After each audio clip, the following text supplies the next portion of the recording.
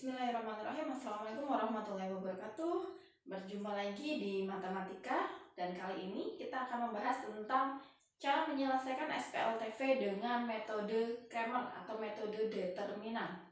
Nah, saya ingatkan kembali karena kita masih di masa pandemi, tetap jaga jarak di rumah, jangan berkumpul-kumpul dulu, dan tetap terapkan pola hidup bersih dan sehat. Selanjutnya, langsung masuk ke materi ya.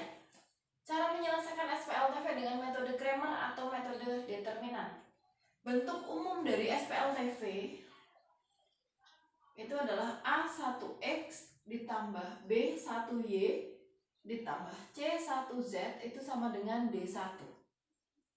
A2X ditambah B2Y ditambah C2Z sama dengan D2.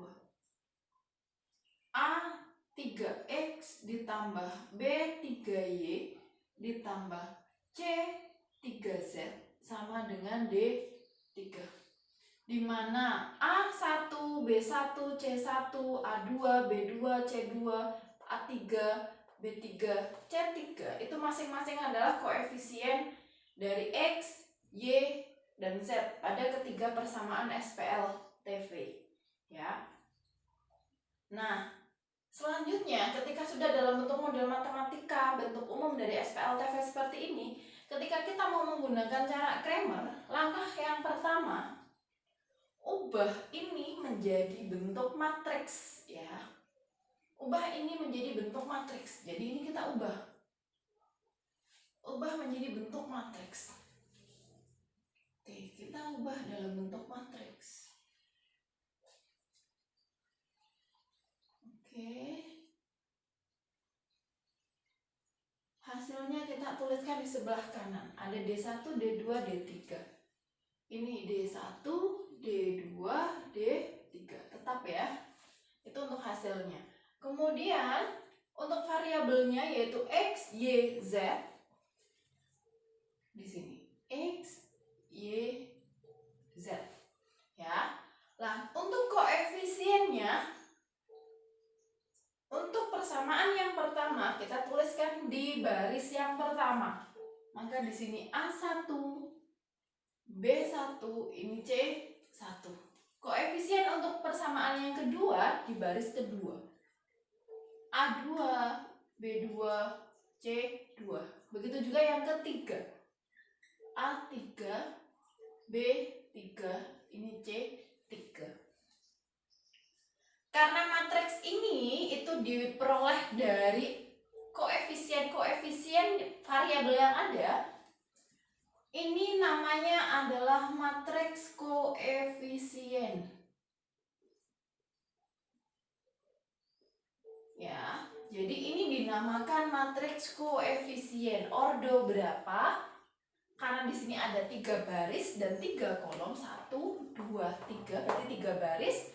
Ini kolom 1, kolom 2, kolom 3. Maka ini matriks koefisien ordo 3 kali 3. Ya. Matriks koefisien ordo 3 kali 3. Oke, kita fokus ke namanya. Di sini ada matriks koefisien. Setelah kita mengubah bentuk SPLTV menjadi ke bentuk matriks, langkah selanjutnya yang harus kita cari, karena di sini adalah metode Cramer atau metode determinan. Selanjutnya, kita mencari determinan dari matriks koefisien. Oke, langkah yang pertama tadi saya tulis di sini ya. Mengubah SPLTV ke bentuk matriks. Kalau ini sudah, yang kedua langkahnya saya tuliskan di sini. Menghitung determinan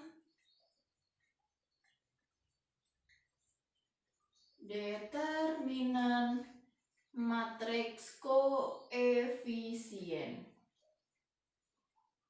Oke. Determinan itu dituliskan sebagai garis lurus kanan kiri atau bisa juga dituliskan sebagai D. Ya. Dinotasikan sebagai D, determinan. Saya tuliskan A1, B1, ini C1. A2, B2, C2. Ini A3, B3, C3. Oke. Nah, notasinya adalah garis lurus kanan kiri. Ini bukan nilai mutlak ya, ini notasi untuk determinan. Kemudian cara menghitungnya untuk membantu ya. Ini hanya untuk membantu. Ketika untuk membantu, kalian bisa tambahkan 2 kolom terdepan, kita tuliskan di sini. A1, B1, A2, B2, A3, B3. Ini hanya untuk membantu. Cara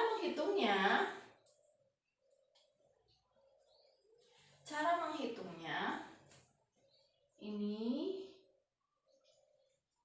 ke arah kanan itu adalah positif. Kita hitung nih. A1 kali B2 kali C3.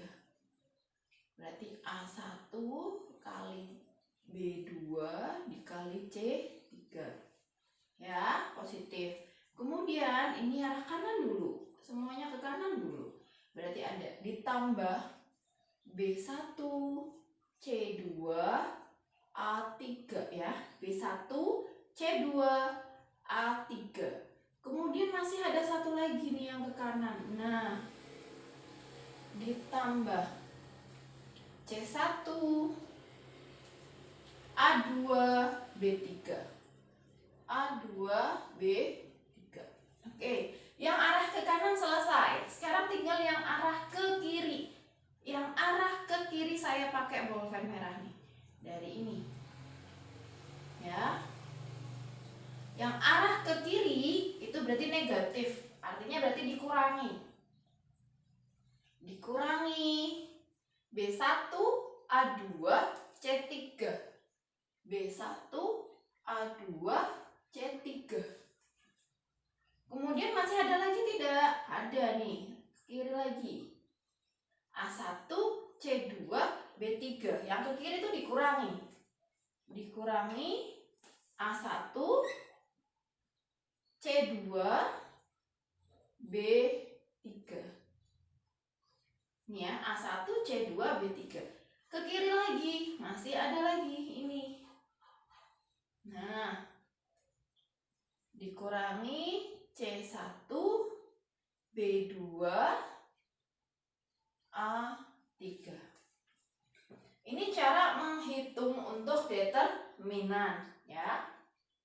Ini dikalikan A1 kali B2 kali C3 dulu, ditambah B1 kali C2 kali A3, ditambah C1 kali A2 kali B3, dikurangi B1 kali A2 kali C3, dikurangi A1 C2 B3, dikurangi C1 kali B2 kali A3.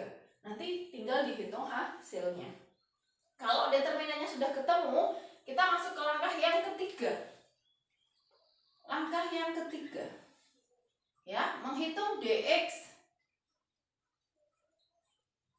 Menghitung DX, DY, DZ.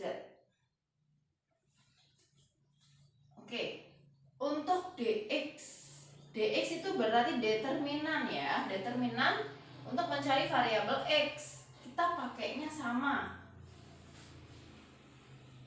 Kita pakainya matriks yang ada di D tadi.